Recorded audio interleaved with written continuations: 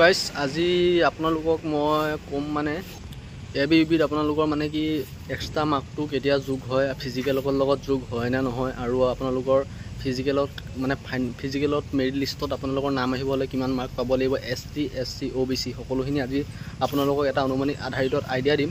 মানে সেইটো আপোনালোকক যিটো মানে আগৰ বাৰটো মাৰিছে ছেকেণ্ড বাৰটো মাৰিছে তেনেকুৱাতে বা সকলো ডিষ্ট্ৰিক্টতে নহ'বও পাৰে, কিন্তু এইটো আপোনালোকৰ মানে 80% চান্স আছে যে এইটো কাট অফৰ ভিতৰতে আপোনালোকে চান্স পাব যে ফিজিকেলৰ মেৰিট লিষ্টত মানে নাম আহিবৰ কাৰণে। প্ৰথমটো হ'ল আপোনালোকৰ এক্সট্ৰা মাৰ্কটোৰ কথা ক'ম। এক্সট্ৰা মাৰ্কটো আপোনালোকৰ কেতিয়া যোগ হয় জানেনে? এক্সট্ৰা মাৰ্কটো আপোনালোকৰ ৰিটেন যেতিয়া দিব, ৰিটেন যেতিয়া দিয়াৰ পিছত ফাইনেলি ৰিজাল্টৰ লগত আপোনালোকৰ এক্সট্ৰা মাৰ্কটো যোগ হয়। আপোনালোকে নাভাবিব যে এক্সট্ৰা মাৰ্কটো যে ফিজিকেলৰ লগত যোগ হয়। ফিজিকেলৰ লগত কোনো এক্সট্ৰা মাৰ্ক যোগ নহয়।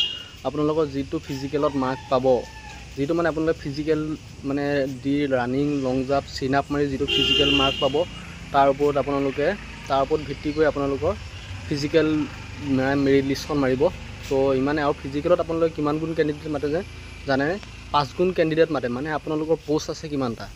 আপোনালোকৰ পোষ্ট যদি 100টা থাকে মানে আপোনালোকৰ 5 গুণ হ'লে 500টা কেণ্ডিডেট মানে আপোনালোকৰ ৰিটেনৰ কাৰণে মাতিব। সকলোখিনি সেইটোৱে মানে ৰিটেনৰ কাৰণে মাতিব। আৰু আপোনালোকৰ ছেকেণ্ড কথাটো হ'ল আপোনালোকৰ কাট অফটোতো এতিয়া কোনো নিৰ্ধাৰিত ক'ব নোৱাৰে দেই। কাট অফটো আপোনালোকে মই সিদিনাখনো কৈছোঁ আপোনালোকৰ ভিডিঅ'ত, কাট অফ কোনো নিৰ্ধাৰিত ক'ব নোৱাৰে, কাৰণ কাট অফটো আপোনালোকৰ ল'ৰা ছোৱালীৰ প্ৰেক্টিচ আৰু সিহঁতৰ হাৰ্ড ৱৰ্কৰ ওপৰত ডিপেণ্ড কৰে। যেতিয়া ল'ৰা ছোৱালী এভাৰেজ কোনে হাৰ্ড ৱৰ্ক কিমান কৰিছে তাৰ ওপৰত মানে আপোনালোকৰ হেৰি হয়, মানে প্ৰেক্টিচ প্ৰিপেৰেশ্যনৰ ওপৰত আপোনালোকৰ ডিপেণ্ড হৈ কাট অফ মাৰে। আপোনালোকে নেভাবিব যে কাট অফটো ইমানে যাব, সেইটো নহয়।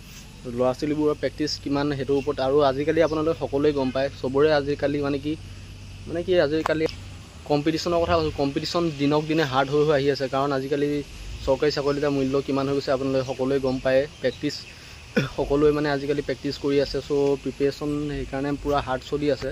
সেইবাবে কাট অফটো এইবাৰ অলপ বেছি যাব পাৰে, কাৰণ মই আপোনালোকক এটা অনুমানিক আধাৰিত কাট অফ ক'ম, যিটো মানে যিমান প্ৰিপেৰেশ্যনে নহওক, যিমান যিয়ে নহওক, বহুতে ভাবে কি কাট অফ মানে হাই যাব, কিবা যাব, কিন্তু এটা অনুমানিক হিচাপতে কাট অফ যায়। কাৰণ সকলোখিনিতে সমান নহয়। কাৰণ কিছুমানে আপোনালোকৰ ৰানিঙত ভাল মাৰ্ক উঠাব পাৰিলে, কিন্তু ৰানিঙত ভাল মাৰ্ক উঠাব পাৰিলে লং জাম্পত নোৱাৰে বা চিন আপত নোৱাৰে। তেনেকৈ আৰু কিছুমানে ধৰি লওক চিন আপত পাৰিলে আপোনাৰ ৰানিঙত কম মাৰ্ক উঠে, আৰু কিছুমানে ধৰি লওক আপোনালোকৰ লং জাম্পত পাৰিলে চিন আপ নোৱাৰে। তেনেকুৱা ধৰণৰ মানে এভাৰেজ চব মানে গোটেইখিনি মিলাই আৰু লাষ্ট হৈ পিনেহে আপোনালোকৰ ফিজিকেলৰ মাৰ্কটো আহিব ন, সেইটো এটা কথা আছে। চ' আপোনালোকে কিছুমানে 11 মিনিটতো সোমাব পাৰে, কিন্তু সি লং জাম্প নোৱাৰিবও পাৰে বা চিন আপ নোৱাৰিব পাৰে, এক্সিলেণ্ট। সেইকাৰণে মই আপোনালোকক কৈছোঁ, আপোনালোকৰ কাট অফটো কিমান মাৰিব মই এটা অনুমানিক আধাৰিতত ক'ম। আপোনালোকৰ কাট অফটো টোটেল মাৰিব পাৰে আপোনালোকে ৰানিঙত আপোনালোকে 10 মিনিট হৈছে 10, 11, 12, 13, মানে আপোনালোকে 12 মিনিট বা 12.5 মিনিট বা 12 মিনিট 45 বা 13 মিনিটটো অলপ কম বেছি মানে হেৰি হৈ যায় আৰু। চ' আপোনালোকে 12 মিনিট বা 12.5 মিনিট বা 12 মিনিট 45 ছেকেণ্ড যদি সোমায়, মানে আপোনালোকে 12 বা 13 যদি ৰানিঙত পায়, আৰু আপোনালোকে ৰানিং তাৰপিছত লং জাম্পটো আপোনালোকে 19 ফুট অকণমান হাফ মাৰিলে হ'ব, মানে 19 মান পালেও লং জাম্পত যদি 19 মানো পায় বা চিন আপ এক্সিলেণ্ট মাৰে, তেতিয়া আপোনালোকৰ 100% আপোনালোকৰ ফিজিকেলৰ মেৰিট লিষ্টত আপোনালোকৰ নাম আহিব।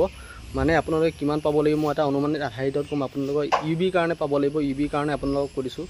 UBৰ কাৰণে পাব লাগিব আপোনালোকে মানে টোটেল আপোনালোকৰ ৰানিঙত যেনে তেনে বা 11 মান পালেও, আৰু লং জাম্পটো এক্সিলেণ্ট মাৰিলে আপোনালোকৰ UBত আপোনালোকে 100% চান্স পাব। মানে জেনেৰেল কেটেগৰীত যদি আপোনালোকে UBত 31ত পায়, তেন্তে আপোনালোকে তাতকৈ এটা কমাই দিয়ক ST SC OBC, কাৰণ ST SC OBC গোটেইকেইটাই মানে একেই ছেম যায় বুলি ক'ব পাৰি, খালি পইণ্টৰ অকণ ডিফাৰেঞ্চ থাকে, বাকী একেই ছিষ্টেমতে যায় কাট অফটো। আৰু ছেকেণ্ডটো হ'ল AB ক্ষেত্ৰত আপোনালোকৰ কাট অফ যাব পাৰে আপোনালোকৰ 51 to 52, মানে আপোনালোকৰ ৰানিং যেনেকৈ নহওক লং জাম্প আৰু চিন আপ যদি এক্সিলেণ্ট মাৰে, নাম আহিব 100% গেৰেণ্টি। আৰু আপোনালোকে এইটো মই ফিক্স মানে নাম অহাটো কথাহে কৈছোঁ দেই, আৰু তাতকৈ কমো যাব পাৰে হয়তো, মানে আপোনালোকৰ ফিক্স নাম অহাটো কথাহে মই কৈছোঁ। আপোনালোকৰ 51 বা 52 ধৰি থওক, মানে 50 ওপৰত যোনে পাৰে মানে তাৰ 100% আহিব। আৰু লগতে আপোনালোকৰ 51 বা 52 ক'লোঁ, তাতকৈ আপোনালোকে SC ST OBC আপোনালোকে 1 কমাই দিয়ক, বেছি কমাব নালাগে, 1 কমাই দিয়ক, তেতিয়া আপোনালোকৰ কাট অফত নাম আহিব। 1 বা 1.5 কম থাকিবই আপোনালোকে, মানে জেনেৰেলকৈ SC ST OBC 1.5 কম থাকে প্ৰত্যেকবাৰে হয় এইটো, কাৰণ ৰিজাৰ্ভ থাকে, ৰিজাৰ্ভত আপোনালোকৰ কমিব। জেনেৰেলত যোন গ'ল তাৰ বাহিৰে ৰিজাৰ্ভত মানে 6% 7% থাকে, যিটো তাত আহি পিনে আপোনালোকৰ 1 বা 1.5 কমি যায় আহিয়ে। আৰু ইমান হাইলি কাট অফ নাযায়, আপোনালোকে চিন্তা কৰিব নালাগে। হাইলি কাট অফ ইমানো নাযায়, কাৰণ ৰিজাৰ্ভ থকাখিনিক আপোনালোকৰ কাট অফটো ক'লোৱে। চ' ইমান হাইলি কাট অফ নাযায়, আপোনালোকে চিন্তা কৰিব নালাগে। মেইন হ'ল এতিয়া বৰ্তমান টাইম পালেহি প্ৰিপেৰেশ্যনত ফ'কাছ কৰক, আৰু প্ৰিপেৰেশ্যনত ফ'কাছ কৰক, লগতে পঢ়াখিনিও যত্ন কৰক, সকলোখিনি যত্ন কৰক।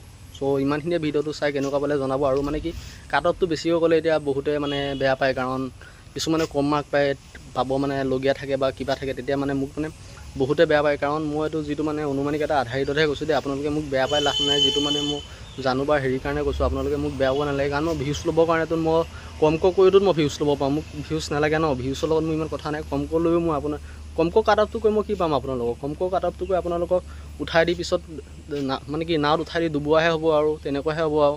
সেইটো কাৰণে নালাগে আপোনালোকে ভিউজৰ কাৰণে। ভিউজটো ইমান মোৰ লগত প্ৰয়োজন নাই। আপোনালোকক যিখিনি কৈছোঁ এইটোৱে মানে এটা মই আধাৰিতত ক'লোঁ। বহুতে সুধি আছিলে কিমান যাব পাৰে কিমান নাযাব পাৰে। চ' ইমানখিনিয়ে। যদি ভিডিঅ'টো ভাল লাগিল লাইক কৰিব, আৰু যদি বেছি ভাল লাগিল ছাবস্ক্ৰাইব কৰিব। ইমানখিনি। আৰু মোৰ ছাবস্ক্ৰাইবাৰখিনিক কৈছোঁ আপোনালোকে প্ৰিপেৰেশ্যন তাগৰা ৰাখক, চাকৰি পাব লাগিব। আৰু পিছত ক'ব, আৰু মোক বেলেগ নালাগে, মেছেজ এটা কৰিব মোক চাকৰি পালোঁ বুলি। সিমানখিনি হ'লে ধন্যবাদ। ইমানখিনিয়ে ক'লোঁ, ধন্যবাদ।